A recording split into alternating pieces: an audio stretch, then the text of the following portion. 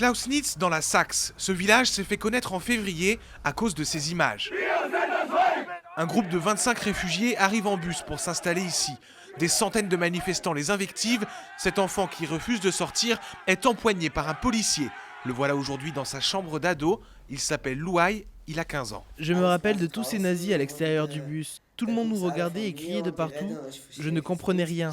Au début, je ne voulais pas rester ici, mais aujourd'hui, je ne pense plus qu'à l'école. J'apprends des langues, notamment l'allemand.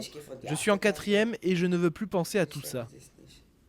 Louaï vit avec son frère et son père. Marc, un bénévole québécois, leur vient en aide. L'environnement n'est pas franchement amical. Le père ose à peine sortir dehors.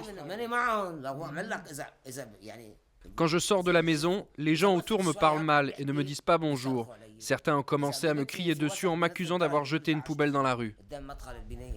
Cette hostilité se manifeste brutalement. Nous sortons de l'immeuble avec le groupe de réfugiés. 10 mètres plus loin, un voisin nous prend à partie. Ces gens-là, ils viennent ici juste pour nous prendre de l'argent et après ils disparaissent. Et leur appartement, là, c'est nos impôts qui le payent. Il faudrait éclaircir cette situation plutôt que de faire votre reportage de merde.